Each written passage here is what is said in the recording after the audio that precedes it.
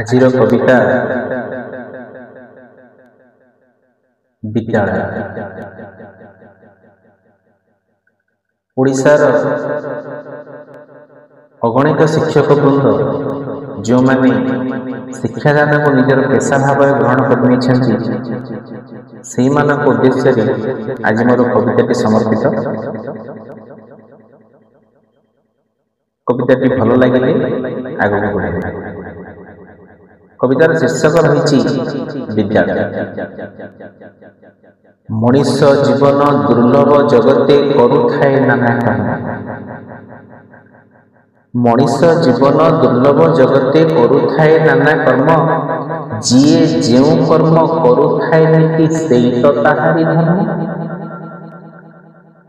ମଣିଷ ଜୀବନ ଦୁର୍ଲଭ ଜଗତେ କରୁଥାଏ ନାନା କର୍ମ। ଯିଏ ଯେଉଁ କର୍ମ କରୁଥାଏ ନୀତି ସେଇ ତ ତାହାରି ଧର୍ମ। କର୍ମ ସାଗରରୁ ମଣିମୁକ୍ତା ସମ ଯାହାକୁ ଆଣିଲି ଛାଣି। ଆଉ କର୍ମ ସାଗରରୁ ମଣିମୁକ୍ତା ସମ ଯାହାକୁ ଆଣିଲି ଛାଣି। ସେଇ ମୋର ଭାଗ୍ୟ ଦେବଙ୍କୁ ଦୁର୍ଲଭ ନେଲା ମୋ ମନକୁ କିଣି।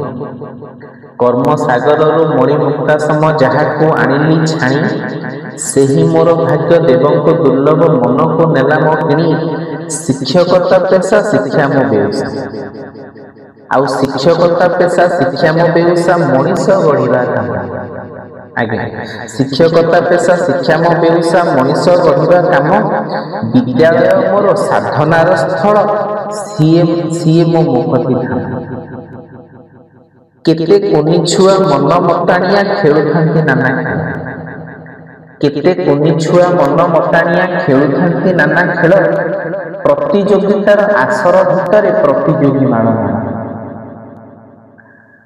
କେତେ କୁନି ଛୁଆ ମନ ମତାଣିଆ ଖେଳୁଥାନ୍ତି ନାନା ଖେଳ। ପ୍ରତିଯୋଗିତାର ଆସର ଭିତରେ ପ୍ରତିଯୋଗୀ ମାଳ ମାଳ। ଘରଠାରୁ ବଳି ପରବର ମେଳି ବର୍ଷ ତମାମ। ଘରଠାରୁ ବଳି ପରବର ମେଳି ବରଷ ଗୋଟାକ ହୁଏ। ଘରଠାରୁ ବଳି ପରବର ମେଳି ବରଷ ଗୋଟାକ ହୁଏ। ତାହାରି ଅଗଣା ଲାଗେ ଆପଣାର ସେଠି ମୋର ଦିନ ଯାଏ। ଆଉ ସାଧାରଣତନ୍ତ୍ର ସ୍ୱାଧୀନତା ସହ ପାଳନ୍ତି ଗୁରୁ ଦିବସ। ସାଧାରଣତନ୍ତ୍ର ସ୍ୱାଧୀନତା ସହ ପାଳନ୍ତି ଗୁରୁ ଦିବସ। ସୁରଭି ବର୍ଣ୍ଣାଳୀ ସୃଜନୀ କୌଶଳୀ କ୍ରୀଡ଼ାଙ୍ଗନା ଭରେ ହସ। ସାଧାରଣତନ୍ତ୍ର ସ୍ୱାଧୀନତା ସହ ପାଳନ୍ତି ଗୁରୁ ଦିବସ। ସୁରଭି ବର୍ଣ୍ଣାଳୀ ସୃଜନୀ କୌଶଳୀ କ୍ରୀଡ଼ାଙ୍ଗନା ଭରେ ହସ। ଏହି ବିଦ୍ୟାଳୟ ସତେକି ଆଳୟ ସଭିଙ୍କୁ କରେ ସ୍ୱାଗତ। ଆଜ୍ଞା, ଏହି ବିଦ୍ୟାଳୟ ସତେକି ଆଳୟ ସଭିଙ୍କୁ କରେ ସ୍ୱାଗତ।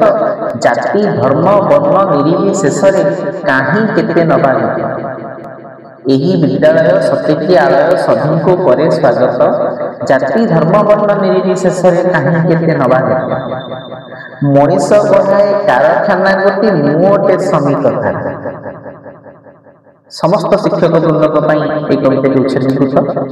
ମଣିଷ ଗଢ଼ାଏ କାରଖାନା ଗୋଟି ମୁଁ ଅଟେ ଶ୍ରମିକତାର।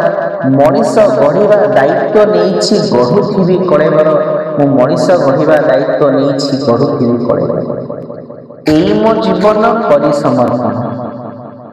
ଏଇ ମୋ ଜୀବନ କରି ସମର୍ପଣ ତା ସେବାରେ ଦିନ ଯାଉ। ଏଇ ମୋ ଜୀବନ କରି ସମର୍ପଣ ତା ସେବାରେ ଦିନ ଯାଉ। ବିଦାୟ ପରେ ବି ତାହାରି କାନ୍ଥରେ ସ୍ମୃତି ଟିକେ ଝୁଲୁଥାଉ।